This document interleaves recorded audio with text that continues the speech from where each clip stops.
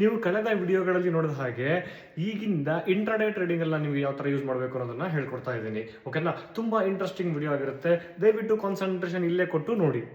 RSI ಒಂದೇ profit ಕೊಡೋದಿಲ್ಲ. RSI plus strategy ಇದು ಪವರ್ಫುಲ್ ಆಗಿರುತ್ತೆ. RSI 30 ಇದ್ರೆ ಓವರ್ ಸೋಲ್ಡ್ ಆಗಿದೆ, RSI 70 ಇದ್ರೆ ಓವರ್ ಬೋಟ್ ಆಗಿದೆ ಅಂತ ಹೇಳ್ದೆ. ಎರಡನ್ನೂ ಮಾರ್ಕ್ ಮಾಡ್ತಾ ಇದ್ದೀನಿ. ಸೊ ಫಾರ್ ಎಕ್ಸಾಂಪಲ್ ಈಗ ನಮಗೆ ಈ ಲೈನ್ ಏನ್ ಕಾಣ್ತಿದೆಯಲ್ಲ ಇದು RSI 30 ಅಂತ ಅನ್ಕೋಣ. ಓಕೆ, ಸೊ ಇಲ್ಲಿ ಮೇಲ್ಗಡೆ ನನಗೆ ಇದು 70. ಸೊ RSI ಈ ತರ ಮೂವ್ ಆಗ್ತಾ ಇರುತ್ತೆ.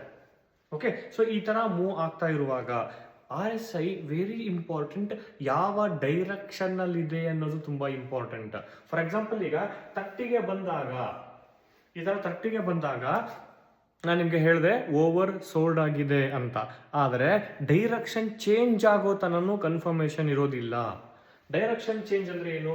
30ಗೆ ಬಂದು ಮಾರ್ಕೆಟು ಮೇಲ್ಗಡೆ ರಿವರ್ಸಲ್ ಕಾಣಬೇಕು. ನನಗೆ ಈ ಡೈರೆಕ್ಷನ್ ಚೇಂಜ್ ಆಗಬೇಕು from bottom to top. So ಅದೇ ತರ ಮಾರ್ಕೆಟ್ 70ಗೆ ಹೋದಾಗ ಇಲ್ಲಿಂದ ಡೈರೆಕ್ಷನ್ ಚೇಂಜ್ ಆಗಬೇಕು.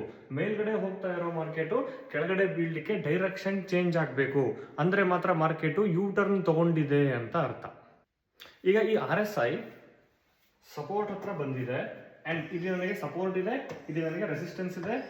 RSI ಕೂಡ ಕೆಳಗಡೆ ಬೀಳ್ತಾ ಇದೆ, 30 ಹತ್ರ ಇದೆ, ಮಾರ್ಕೆಟ್ ಸಪೋರ್ಟ್ ಹತ್ರ ಇದೆ. ಸೊ ಈ ಪಾಯಿಂಟ್ ಅಲ್ಲಿ ಸಪೋರ್ಟ್ ಇದೆ ಅಂಡ್ ಪ್ಲಸ್ RSI 30 ಇದೆ. ನನಗೆ ಸ್ಟ್ರಾಂಗ್ ಪವರ್ಫುಲ್ ಮಲ್ಟಿಪಲ್ ಕನ್ಫರ್ಮೇಶನ್ ಆಯ್ತು ಅಲ್ವಾ?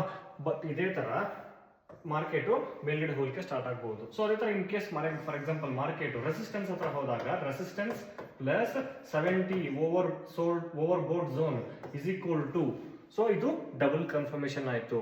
So RSI along with strategy. So support and resistance is the strategy.